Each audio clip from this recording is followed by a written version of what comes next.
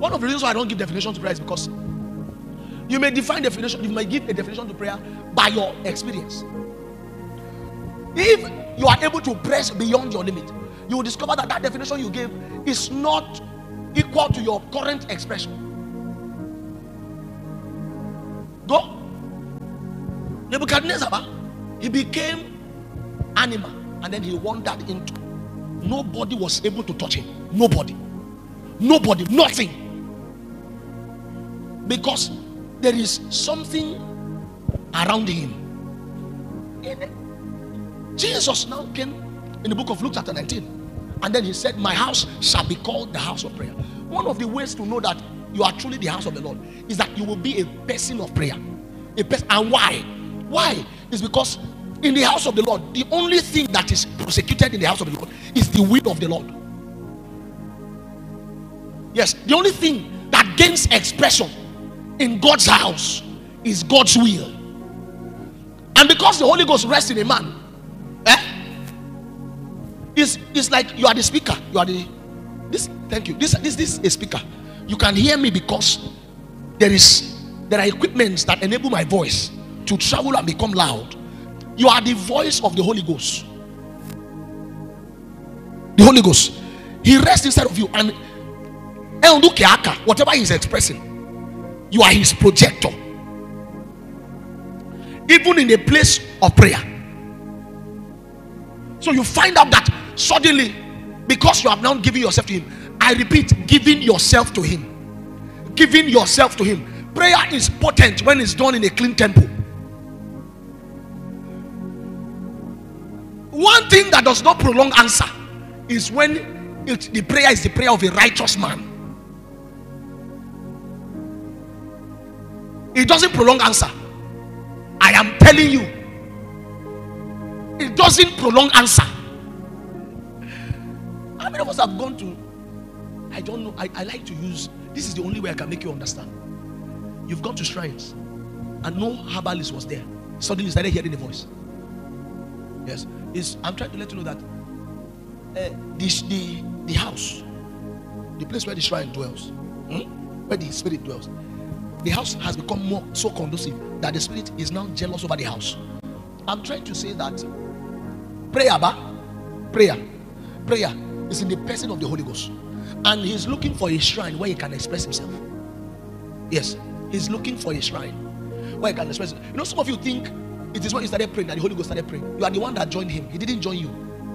He had been praying before you got born again. Yes. If you understand this thing, prayer will not be hard for you. And you know, our brother said something on Tuesday. He said you can pray and not shout. You can be. It's true. But I tell you the truth. If that is not your method, if you try it, you will know. You need to know. Some people grew into it. There was a time our father in the Lord, Pastor John Onekele, and he I could remember he did a 120 days fast.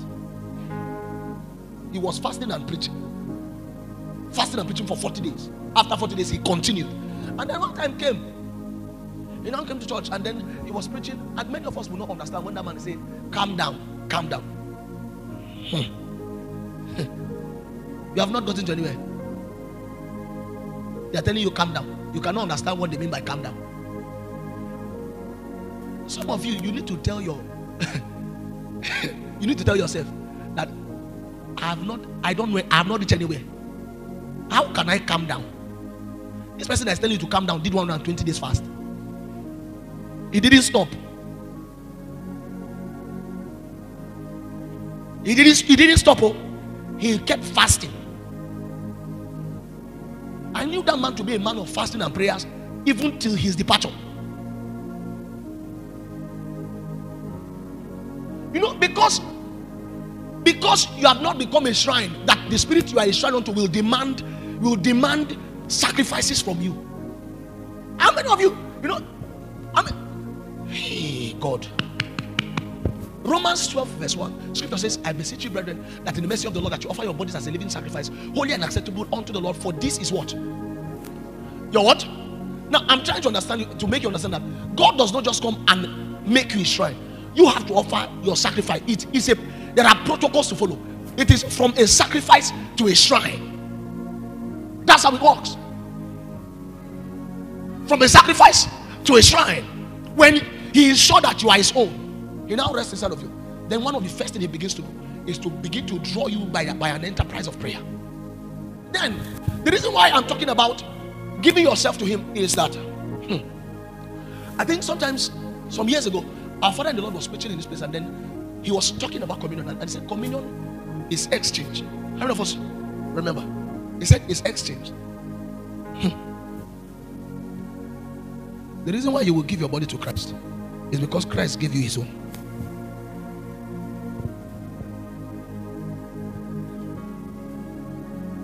I want you to understand that coming to take this communion, right? You are coming to meet Jesus, and you are saying, Jesus, take my body, give me yours. And if I remember correctly, how our father in the Lord preached that message, that day he said his body was without sin, right? It is our own body that is with sin. And so what he did in the day of the Last Supper was that he broke his own body and gave to us. Then his own cannot go and die on the cross because there is no sin. So he broke his body and gave to each and every of his disciples, and then collected their own that has sin, so that one can go and die.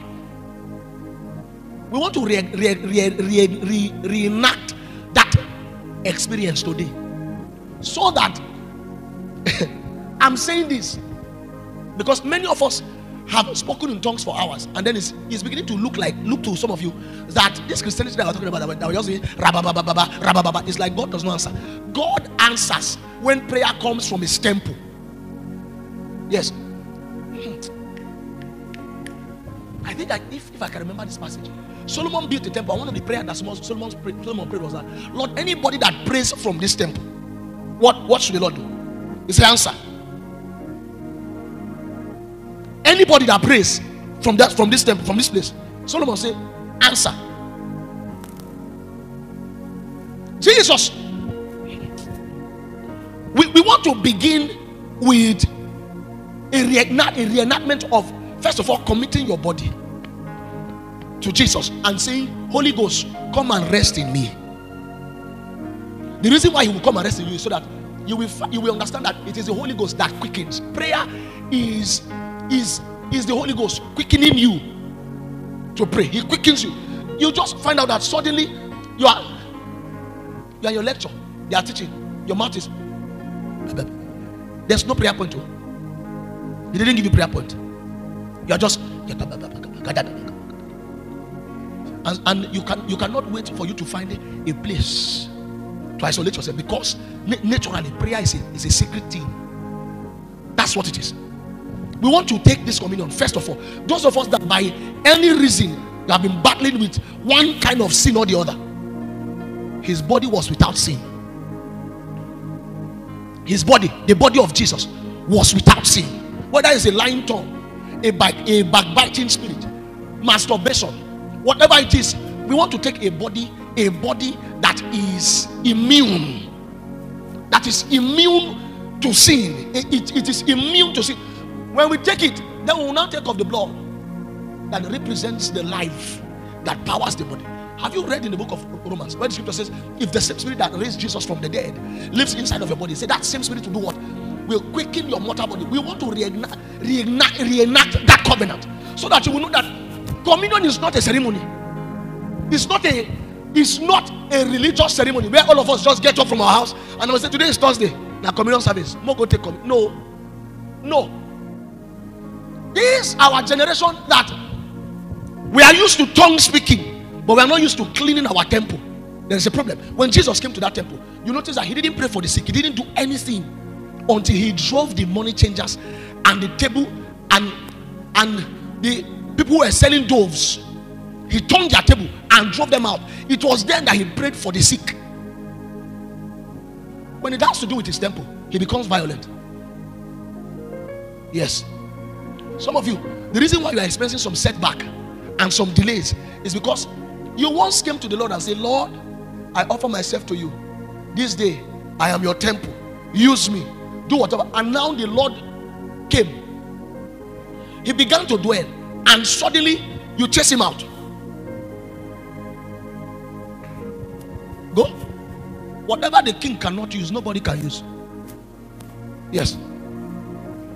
Whatever the king cannot use, nobody can use it. You gave yourself to the Lord, and now you want to begin to do the Lord's enterprise without the Lord's life. You have mastered the act of speaking in tongues without the person of the Holy Ghost, forgetting that it is the Holy Ghost that gives utterance. I was saying something because of lack of time. This guy is an Igala, is an Igala person. Do you understand me? Leah is Leah tomorrow or next tomorrow. Hey, in her dialect, that one is native to her. They have taught her, so is constant. Even if she was deaf, even if she was sleeping, if she wakes up, she know what go is. But you see, that man filled with the Holy Ghost, the Holy Ghost need to tell you how to tell to express himself. I'm trying to get the right word to say what I want to say. You don't know what go is until the Holy Ghost echoes it through you. I tell you the truth. You don't know what come is until the Holy Ghost says come. And so because of that, one of the things that we must do perpetually is to yield our temple to the Holy Ghost, so that it is easy for him to express himself. Easy. When you find out that prayer is hard for you, it's a sign that something is wrong with you already. You are no longer conversant with. You see that maybe you became born again and another spirit is raising you. Yes. You know how they give birth to you as an Igala. Your parents don't travel to another country. They travel to another country and then you start learning another language. You can tell people that I am an Igala, but the sign that you're an Igala is that one way or the other they will see Igala traits, and one of it is that you can speak Igala language, right? But I'm trying to tell you that this one, when it comes to praying is Holy Ghosting. Tell your neighbor, praying is Holy Ghosting. Again, say praying is Holy Ghosting. Can you be seated so that we can pray and take communion?